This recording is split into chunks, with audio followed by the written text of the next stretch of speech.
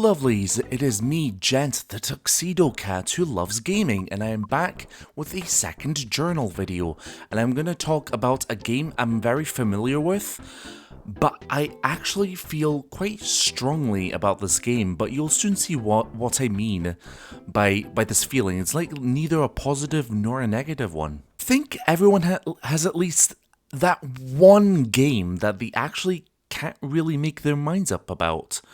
Like, it's just so hit or miss. It's like you're like completely unsure how to feel about it. And for me, that game is Earthbound, the famous JRPG by Nintendo from the 90s about a young boy who tries to conquer this big universal evil. I just honestly can't decide whether I like this game or not. So this is a video journal I've actually always wanted to try and do, because for my other channel, The Suited in Black, I actually tried to make a video about Earthbound, or even planned to do one, but never really got around to it, nor was sure how to get around to it. Because there's something I kinda need to get off my chest about Earthbound, and I feel like this video journal will help me sort of organize my thoughts and, convey them in a clear way. So this journal hasn't recorded the full game of Earthbound. I know what happens. I know eventually what it builds up to in like the final boss fight. I know that, I've experienced it, but I've only recorded up to Foresight, at least the part where you arrive to that city, and then that I didn't actually record the beginning of the game because I actually began playing Earthbound and I was like, oh, I actually kind of want to play that game again. But then I was like, oh, I should also make the journal about it. So that's why you won't see the beginning of the game, but you might see maybe just the menu and just my name. So, Earthbound. It's a very typical JRPG. Or is it? You go around the world collecting music or melodies at your sanctuary points to eventually use them to confront this evil that's like in the future, that's trying to, destroy the past, that's trying to corrupt things in Ness's past, or whatever you name the character.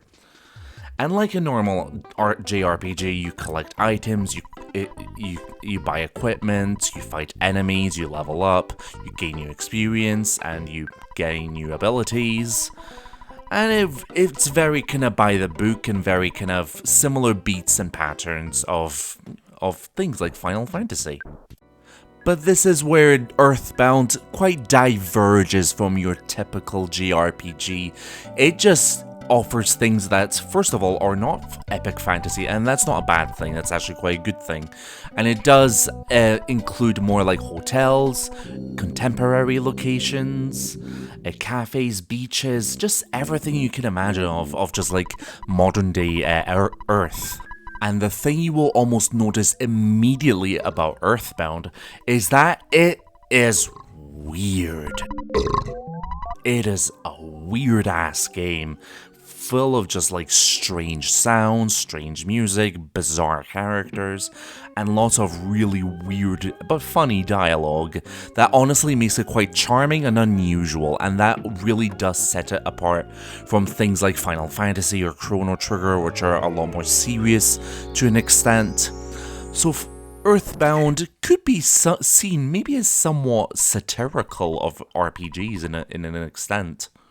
And despite not knowing too much about what others say, that to me is the first thing that immediately comes to mind of why I think people love Earthbound. It's so unusual, it's so against the grain, it's so out with the typical standards of JRPGs. It sets itself apart, and it does it quite successfully. But do I like all of this? My answer, please don't kill me, is yes and no. You'll soon see why. So to begin my sort of thoughts on this, so remember, like my Zelda journal, this is not a review. This is not like my opinion about this game. It's more just like recording thoughts and feelings, and just getting out what I need to say about this game. So in a more general kind of beginning is that this JRPG personally doesn't offer particularly anything new to me and feels a bit generic. but I found myself enjoying its weirdness. The graphics aren't amazing, honestly. And alas, this is how my playthrough went for Earthbound. So I began a new file. I named my characters, I named what I liked, what my favourite food is, what my dog is, and I got going. And I immediately just ran into the nonsense of dying over and over and over again against the same measly little enemies that just critical hit you, and you always game over and lose your PSI points. That's how it began. To get down to the point, the punishment of this death is absolutely ridiculous, because I found myself saying over and over again, why Ness? Why are you always dying? Why are you always being hit by critical hits? And you have no points, and you lose them when you die, so you have to spend money to go to the hotel, or waste time trying to find the magic butterfly to replenish your PSI points. That to me was just so irritating to do, like from the get-go. It was like, oh my god, like it was like, hello again, Gent, you're back playing Earthbound, and you will have a frustrating time. The entire first recording of Earthbound, at least for this journal, was me just dying so many times, and I had to go to the hotel again and again and again, so I'll probably speed up the entire recording just to show you exactly what happened. It was just brutal. But then I got past the first boss and found my first melody at the first sanctuary point. And it actually didn't take me too long to find my second party member, which is Paula, or Trish as I named her.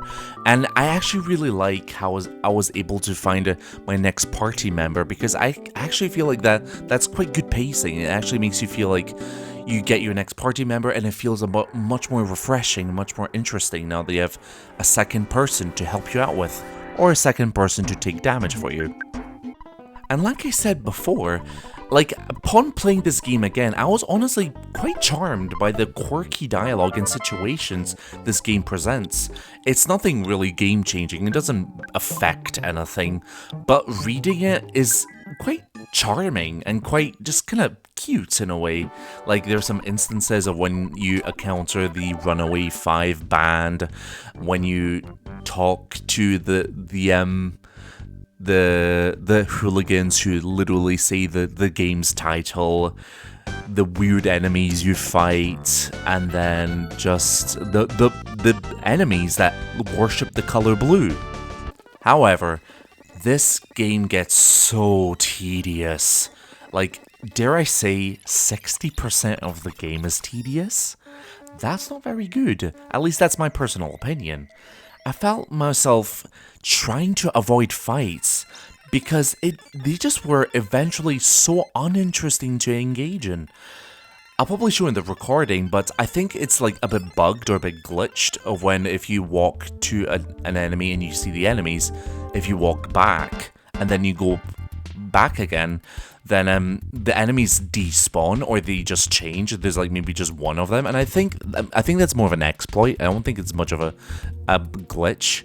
But I did that so many times because I know I could because I played that before, but it just made me realize I can't be bothered fighting the enemies. It's just so tedious and dull. And I did it so many times. I just avoid the fights. And then, sadly, this is my main issue with the game. The fights are very static. There's nothing interesting about them. That's the main reason I find them really dull and a bit of a chore to do. It's just like a single image, and it just moves or fluctuates or whatever. And it just makes, this is more like a personal preference, and maybe some people might be more into it than I am. Like, some people do find it a bit more charming and interesting.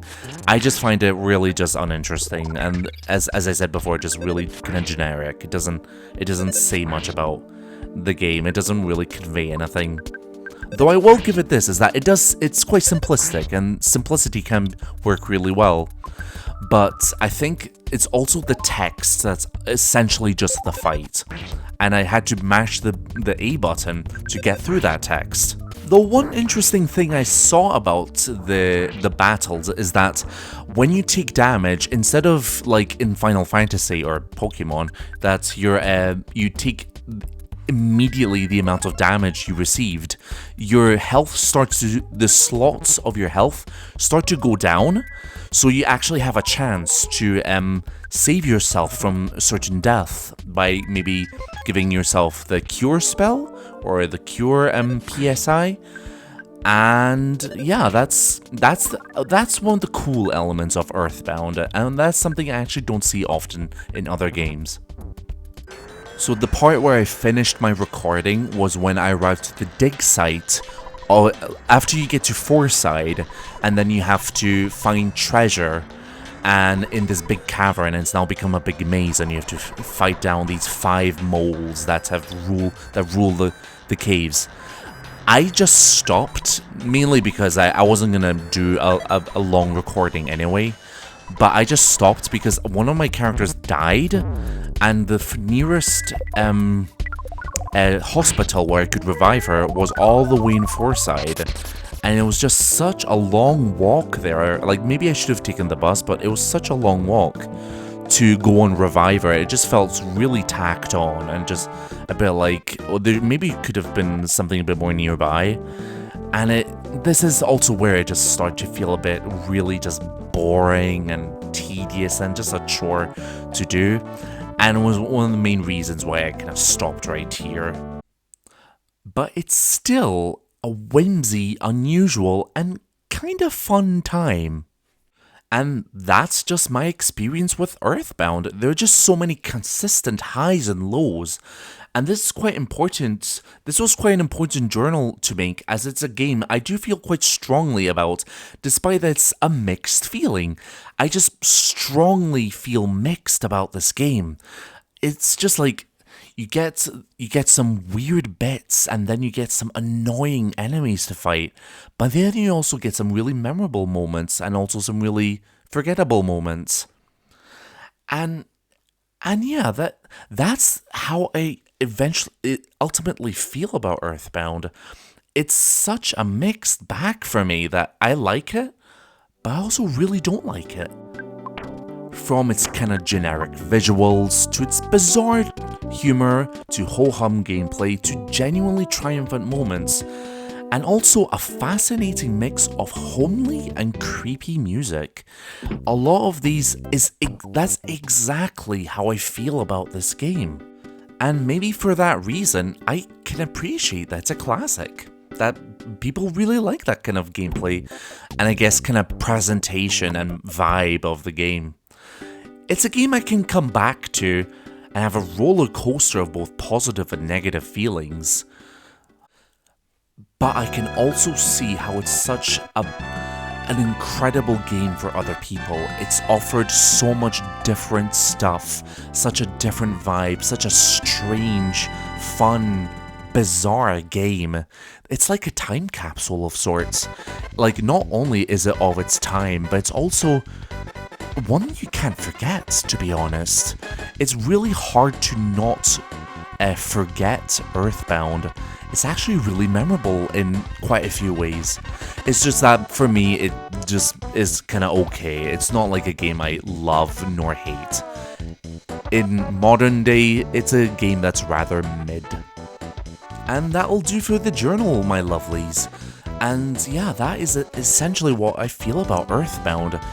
I really do appreciate that it's done quite a bit for, I think, community and Nintendo fans, but for overall maybe RPG gameplay and other kind of personal preferences, it's a game I don't consider myself to be super crazy about, but I do appreciate what it is for others, and that it can be quite fun, despite that I did say a little controversially that it's maybe 60% tedious. So, that will do. That is how I feel about Earthbound. So I hope you enjoyed my journal, my lovelies, and I'll see you for the next journal where I'll talk about a game I've never played before. So, cheerio!